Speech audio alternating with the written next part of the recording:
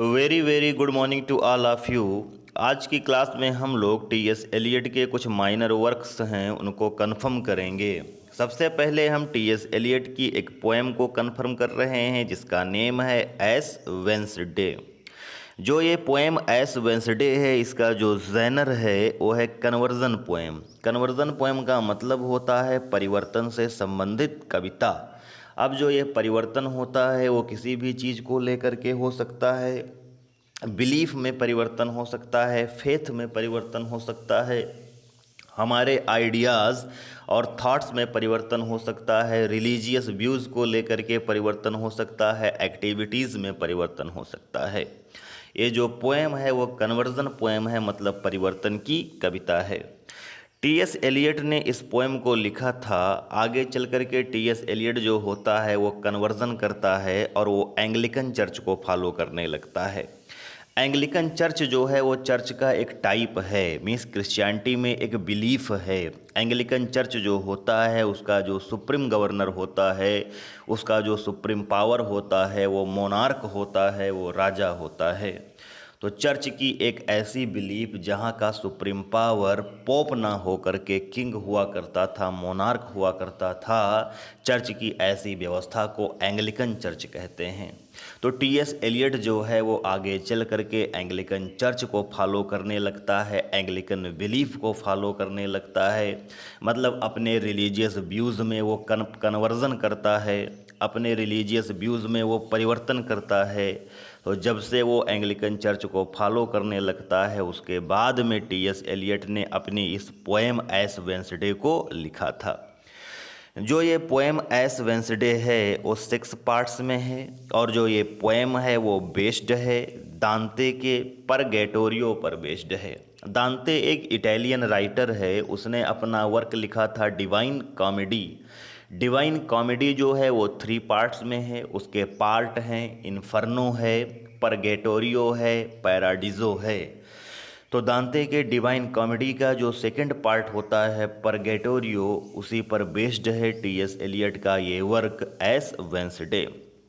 इस पोएम की जो टाइटल है एस वेंसडे, ये एस वेंसडे क्या होता है वो मैं कन्फर्म कर दे रहा हूँ। जैसे मुस्लिम धर्म में रमज़ान का पवित्र महीना होता है, जैसे हिंदू धर्म में नवरात्र का पवित्र महीना होता है, उसी तरीके से क्रिश्चियनिटी में लेंट का पवित्र महीना होता है। लेंट का जो ये पवित्र महीना होता है ये पीरियड ऑफ प्रेयर होता है, ये प्रार्थना करने का, प्रेयर करने का पीरियड होता है, उपवास करने का ये पीरियड होता है। और जो क्रिश्चियन लोग होते हैं वो पश्चाताप करते हैं फॉर हिज पास्ट सिन। उन्होंने पास्ट में जो कुछ भी सिन किए हैं, अपराध किए हैं, उसको लेकर के क्रिश्चियन लोग पश्चाताप करते हैं, वो उपवास रखते हैं, प्रेयर करते हैं लेंट के महीने में, means the month of lent, lent के महीने में। और जो ये लेंट का महीना होता है, पवित्र लेंट का महीना होता है, उसका जो फर्स्ट डे होता है उसको बोला जाता है एस वेंसडे बोला जाता है। तो इस तरीके से इस वर्क की ये टाइटल आई है, रिलीजियस टाइटल है। होता क्या है कि टी एस एलियट जो होता है पास्ट टाइम में हैड लेक ऑफ फेथ, उसको फेथ की कमी होती है, रिलीजन में फेथ की कमी होती है, गॉड में फेथ की कमी होती है, उसका विश्वास कम होता है धर्म में।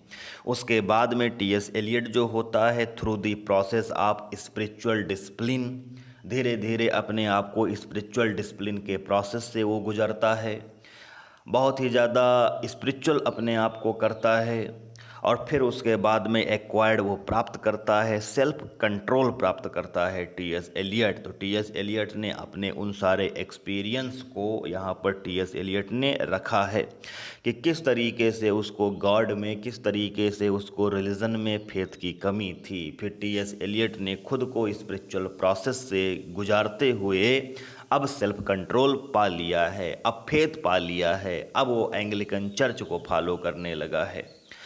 दिस पोएम, ये जो पोएम है वो शो करती है पोएट का टेंशन।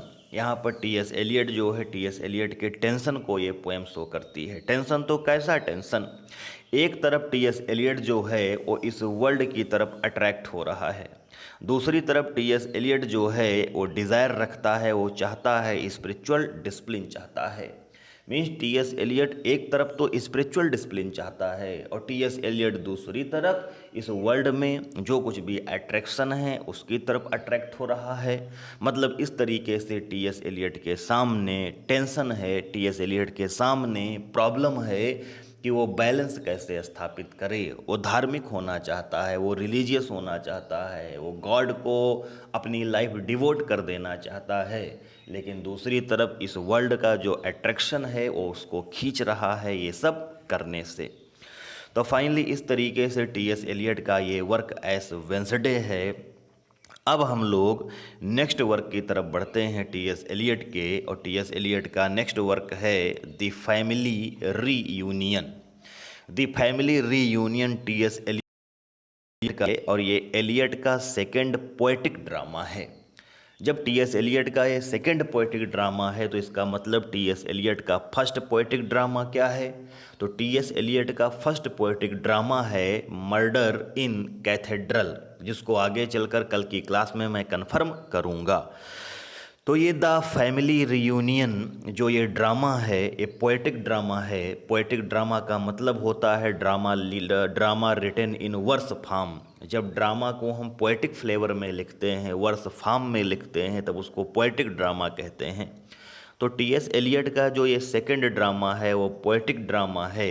ये ब्लैंक वर्स में लिखा गया है। ब्लैंक वर्स आप लोगों को मालूम है, no rhyme scheme but iambic pentameter. लेकिन इस पोएटिक ड्रामा में आयम्बिक पेंटामीटर जो है वो इरेगुलर है, रेगुलर मीटर का यूज़ नहीं किया गया है। तो आप लोग लर्न रखिएगा, दी फैमिली रीयूनियन टीएस एलियट का वर्क है। दी फैमिली रीयूनियन जो है वो पोएटिक ड्रामा है जो कि ब्लैंक वर्स में है, लेकिन आयम्बिक पेंटामीटर यहाँ पर रेगुलर नहीं है। जो ये ड्रामा है वो ड्रामा ऑफ सिन एंड एक्सपिएशन है। मीन्स इस ड्रामा में सिन भी किया गया है, अपराध भी किया गया है, उसके बाद में उसका पश्चाताप भी किया गया है, एक्सपिएशन भी किया गया है। तो इस ड्रामा में हमें सिन भी मिलता है और इस ड्रामा में हमें एक्सपिएशन मीन्स शुद्धिकरण मतलब पश्चाताप भी मिलता है। ये जो ड्रामा है वो बेस्ड है ग्रीक ड्रामा पर बेस्ड है। यूनान के ड्रामा का जो मॉडल है, यूनान के जो ड्रामा हैं उसी के कंटेंट, उसी की रिटन स्टाइल, उस पर बेस्ड है ये वर्क द फैमिली रीयूनियन। जो ये वर्क है द फैमिली रीयूनियन ये 2 एक्ट्स में है। और जो ये वर्क फैमिली रीयूनियन ड्रामा है इसकी जो सेटिंग है वो विसवुड है। विसवुड एक फिक्शनल एरिया है और वहीं पर इस वर्क द फैमिली रीयूनियन की प्लाट सेट किया गया है। चलिए इस ड्रामा का हम प्लाट कंफर्म कर लेते हैं द फैमिली रीयूनियन का। द फैमिली रीयूनियन का जो सेंट्रल कैरेक्टर है उसका नेम हैरी है। हैरी जो होता है वो लव मैरिज करता है। लव मैरिज के बाद में हैरी जो होता है वो अपनी वाइफ के साथ में जाता है, वर्ल्ड के टूर पर जाता है। समुद्र में जहाज के ऊपर यात्रा कर रहा होता है हैरी अपनी वाइफ के साथ में। अनफॉर्चुनेटली दुर्भाग्यवश पुश वो थोड़ा धक्का देता है हिज वाइफ अपनी वाइफ को ऑन डेक, मीन्स जहाज का जो आगे का हिस्सा होता है डेक पर, वो अपनी वाइफ को थोड़ा पुश करता है। लेकिन क्या होता है उसकी वाइफ जो होती है वो समुद्र में गिर जाती है, गेट ड्राउंड, और वो डूब जाती है उसकी वाइफ। अब जो हैरी है फील्ड विथ रिमोर्स पर, जो हैरी है उससे जो अपराध हुआ है, उससे जो सिन हुआ है, उसको लेकर के वो बहुत ज़्यादा रिमोर्सफुल हो जाता है, उसको पश्चाताप बहुत ज़्यादा हो रहा होता है। होता क्या है, हैरी की एक मदर है जिसका नेम एमी है। हैरी की मदर है जिसका नेम एमी है। ये विडोड मदर होती है, ये विडो होती है। ये हैरी की मदर है। इसका बर्थडे सेलिब्रेट किया जा रहा है प्ले में, और बर्थडे पर पूरी की पूरी फैमिली जो है उसका रीयूनियन हुआ है, वो आई हुई है। वहीं पर हैरी की आंट आई हुई है जिसका नेम अगाथा है। अगाथा जो है वो हैरी की आंट है और ये हैरी की स्पिरिचुअल गाइड भी है। हैरी जो होता है वो अपनी आंट को बताता है सारी चीज़ें, तो वो सजेस्ट करती है कि तुम एक लॉन्ग जर्नी पर जाओ फॉर रिपेंटेंस, पश्चाताप के लिए, आप हिज सिन, अपने अपराध को लेकर के। तो इस तरीके से जो ये ड्रामा है दी फैमिली रीयूनियन, ये इसका सेंट्रल प्लॉट है। आप लोग लर्न रखिएगा, दी फैमिली रीयूनियन में हैरी नाम का एक सेंट्रल कैरेक्टर है जो लव मैरिज करता है। लव मैरिज के बाद में हैरी जो होता है वो अपनी वाइफ के साथ में वर्ल्ड टूर पर जाता है। जब वो जहाज़ से यात्रा कर रहा होता है, अपनी वाइफ को थोड़ा पुश करता है। उसकी वाइफ जो होती है डेक पर गिर जाती है, फिर समुद्र में गिर जाती है, डूब करके उसकी डेथ हो जाती है। अब हैरी को पश्चाताप बहुत ज़्यादा हो रहा होता है, लेकिन हैरी क्या करे। हैरी की जो मदर है, विडोड मदर है एमी, उसका बर्थडे सेलिब्रेट किया जा रहा है, पूरी फैमिली का रीयूनियन हुआ है। वहाँ पर हैरी की आंट अगाथा आई हुई है। अगाथा जो है वो हैरी की स्पिरिचुअल गाइड भी है। हैरी जो है वो अपनी सारी प्रॉब्लम को, अपनी मनोदशा को अपनी आंट अगाथा को बताता है। उसकी आंट अगाथा उसको सजेस्ट करती है कि तुम ऐसा करो, तुम एक लॉन्ग जर्नी पर चले जाओ और रिपेंटेंस करो, पश्चाताप करो। तो ये इसका सेंट्रल प्लॉट है जो मैंने कन्फर्म कर दिया है। अब हम नेक्स्ट वर्क की तरफ बढ़ते हैं। टी.एस. एलियट की एक पोएम है जिसका नेम है आ कुकिंग एग। ये पोएम है टी.एस. एलियट की। चलिए इसको हम कंफर्म करते हैं। इस पोएम में एक एपिग्राफ भी आया हुआ है। मैंने आपको बताया है कि एपिग्राफ क्या होता है। एपिग्राफ को हम बारोइंग लाइंस भी बोलते हैं। जो राइटर होता है वो किसी दूसरे राइटर के वर्क से कुछ लाइंस लेता है और फिर उससे अपने वर्क की स्टार्टिंग करता है, उसका रेफरेंस अपने वर्क में स्टार्टिंग में देता है, फिर अपना वर्क लिखता है, तो उसको हम एपिग्राफ बोलते हैं। इस पोएम में टी.एस. एलियट ने जो एपिग्राफ लिया है वो फ्रेंच पोएट फ्रैंकोइस विलोन से लिया है। इसको आप लोग कंफर्म रखिएगा। जो ये पोएम है आ कुकिंग एग, ये जो इसका जैनर है वो ड्रामेटिक मोनोलॉग है। ड्रामेटिक मोनोलॉग क्या होता है आप लोगों को अच्छे से मालूम है। ड्रामेटिक मोनोलॉग में एक साइलेंट लिसनर होता है जो केवल सुन रहा होता है, और एक्टिव स्पीकर होता है। स्पीकर कंटिन्यू बोल रहा होता है और लिसनर वहाँ पर चुपचाप बैठा सुन रहा होता है। ये ड्रामेटिक मोनोलॉग होता है। जो ये वर्क है, यस, इस वर्क में स्पीकर जो है, जो नरेटर है, वो रिव्यू करता है his happy life of childhood which never be regained. इस वर्क का जो नरेटर है, जो स्पीकर है, वो अपने चाइल्डहुड डेज़ को याद कर रहा है, अपने बचपन के दिनों को याद कर रहा है। वो याद कर रहा है कि उसके बचपन के जो दिन थे वो कितने ज़्यादा हैप्पी थे, कितने ज़्यादा प्रसन्नता से भरे हुए थे। लेकिन अब जो वो दिन हैं वो दोबारा रिगेन नहीं किए जा सकते हैं, वो दोबारा प्राप्त नहीं किए जा सकते हैं। स्पीकर जो है वो धीरे धीरे ओल्ड हो रहा है, धीरे धीरे स्टेल हो रहा है, और वो याद कर रहा है अपने चाइल्डहुड के डेज़ को। देखिएगा कुकिंग एग क्या होता है। एक ऐसा एग होता है which has grown old and stale, जो थोड़ा बासी हो गया है। कैन नॉट बी यूज्ड, अब उसको हम यूज नहीं कर सकते हैं। विदाउट बीइंग कुकड, उसको गर्म किए बिना, उसको कुक किए बिना यूज़ नहीं कर सकते हैं। सेम उसी तरीके से राइटर अपनी स्थिति का कंपैरिजन कर रहा है। स्पीकर जो है वो भी अब ओल्ड हो गया है, और स्पीकर जो है वो लॉस्ट, वो खो चुका है द फ्रेशनेस ऑफ यूथ, अपने यूथनेस की फ्रेशनेस को खो चुका है। तो इस तरीके से ये पोएम है आ कुकिंग एग टी.एस. एलियट की। अब हम नेक्स्ट वर्क की तरफ बढ़ते हैं। नेक्स्ट वर्क हमारा है जर्नी ऑफ द मैगी। ये भी टी.एस. एलियट का वर्क है। इस वर्क का जो जैनर है वो है एलिगोरिकल। एलिगोरिकल का मतलब सिंबॉलिकल होता है। ड्रामेटिक मोनोलॉग क्या होता है मैंने अभी आपको बताया भी है। जो ये वर्क है वो पब्लिश हुआ था, एक पोएम का कलेक्शन आया था जिसका नेम था एरियल पोएम्स, उसी में ये वर्क जो है वो टी.एस. एलियट का पब्लिश हुआ था। अब यहाँ पर ये मैगी कौन है ये आपको कंफर्म करना है। जैसे वर्क की टाइटल है जर्नी ऑफ द मैगी, तो यहाँ पर मैगी कौन है वो कंफर्म करिएगा।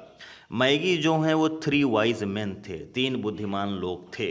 हु केम, जो आए थे, टू ऑनर, सम्मान देने के लिए, the new born Christ. Christ का जब जन्म होता है तो क्राइस्ट के जन्म पर क्राइस्ट को सम्मान देने के लिए, आशीर्वाद देने के लिए 3 लोग आए हुए थे, उन्हीं को मैगी बोला जाता है क्रिश्चियनिटी में। अब ये कौन कौन थे वो कन्फर्म करिएगा। उसमें बल्थजर था, बल्थजर जो है वो किंग ऑफ सेल्डिया था।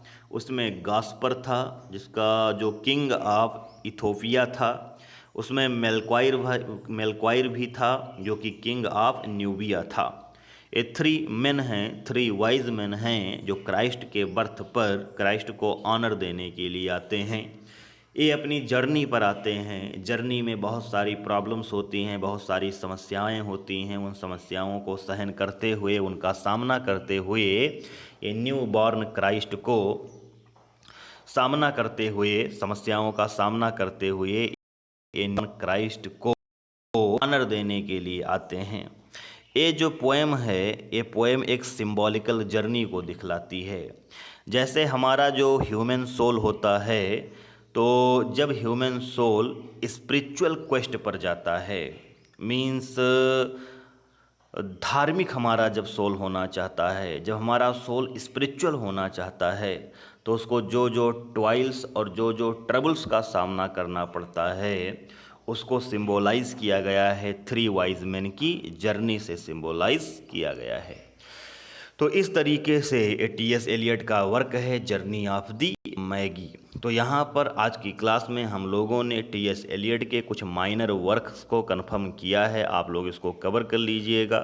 कल की क्लास में टी.एस. एलियट के कुछ और इम्पॉर्टेंट वर्क हैं। उसका एक इम्पॉर्टेंट वर्क है love song of J Alfred Prufrock और मर्डर इन कैथेड्रल। ये कुछ इम्पॉर्टेंट वर्क हैं जिनको कल की क्लास में हम लोग डिस्कस कर लेंगे। फिर टी.एस. एलियट का पोर्शन कंप्लीट होगा। हम लोग next writer Kamala Das start करेंगे। तो आज की क्लास के लिए इतना ही। Thank you very much to all of you.